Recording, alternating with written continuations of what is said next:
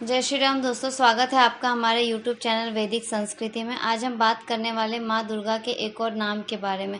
जैसा कि हम सभी जानते हैं कि हमारे पौराणिक कथाओं में जितने भी देवी देवता हैं उनके एक नहीं कई अनेक नाम हैं और हर नाम के पीछे कोई ना कोई कारण, कोई ना कोई रहस्य और कोई ना कोई अर्थ ज़रूर छिपा होता है। तो ऐसा ही कुछ है माँ देवी पार्वती के नाम के पीछे भी।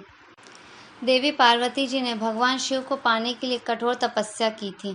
जब उन्होंने इस तपस्या की शुरुआत की थी तब उनका शरीर इस योग्य भी नहीं था कि वो तपस्या कर सके, पर वो फिर भी तपस्या करने के लिए गईं। और जब भी उन्हें थोड़ा भी तकलीफ़ महसूस होती वो बस सिर्फ और सिर्फ भोलेनाथ का ध्यान करती और अपनी तपस्या को आगे और बढ़ाती, बिल्कुल भी रुकती नहीं थी। एक वक्त ऐसा भी आया जब उन्हें ना अपने शरीर की और ना ही किसी और चीज़ की सुध-बुध रह गई। उन्हें बस एक ही चीज़ का ध्यान था, वो है सिर्फ भोलेनाथ। इस तरह से तपस्या करते करते 1000 साल तक उन्होंने तपस्या की और इस दौरान सिर्फ और सिर्फ वो मूल और फल खाकर ही रह गई। फिर 100 साल तक केवल और केवल साग खाकर उन्होंने बिता दिए। फिर उन्होंने उसे भी खाना छोड़ दिया और सिर्फ जल और वायु पे रह गई। जल यानी कि पानी, वायु यानी कि भोजन, यानी कि जो कुछ भी वो थोड़ा बहुत साग खाती भी थी उसे भी उन्होंने छोड़ दिया और सिर्फ पानी पीकर वो रह गई और इस तरह से वो तपस्या करने लगी। उसके बाद 3000 वर्ष तक उन्होंने सूखे बेलपत्र, वो बेलपत्र जो सूखे थे और ज़मीन पे गिरे हुए थे, पड़े हुए थे, पेड़ से नहीं तोड़ती थी उसको, उसे खाकर उन्होंने तपस्या की थी। और एक वक्त ऐसा भी आया जब उन्होंने उसे भी छोड़ दिया था।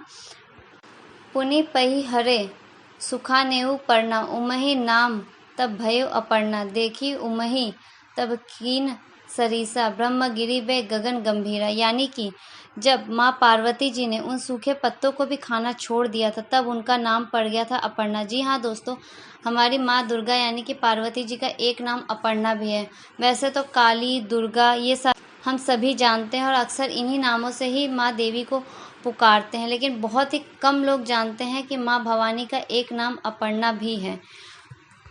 अपर्णा का अर्थ है कि वो पर्सन जिसने पत्तों को भी त्याग दिया हो। और यही नहीं, कोई संकल्प जब आप मन में ठान लेते हैं तो उसे पूरा करने के लिए हमें बहुत ही कठिन परिश्रम भी करना पड़ता है।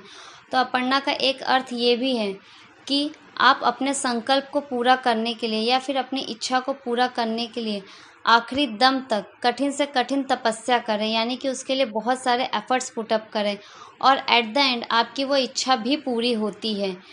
जैसा कि यहाँ पर हुआ था कि इसके बाद एक आकाशवाणी हुई थी और जिसमें आकाशवाणी में कहा गया था कि हे पार्वती, अब तुम तपस्या करना छोड़ दो, क्योंकि अब तुम्हारी तपस्या पूर्ण हो गई और जिस इच्छा से तुम ये तपस्या कर रही हो वो भी पूर्ण होने वाला है। तुम्हें भोलेनाथ के दर्शन भी होंगे और उनसे तुम्हारा विवाह भी होगा। तो इस तरह से माँ पार्वती जी का नाम अपर्णा पड़ा था। वैसे मैंने जो चौपाई अभी बोली थी उसमें दिया गया है उमहि नामु।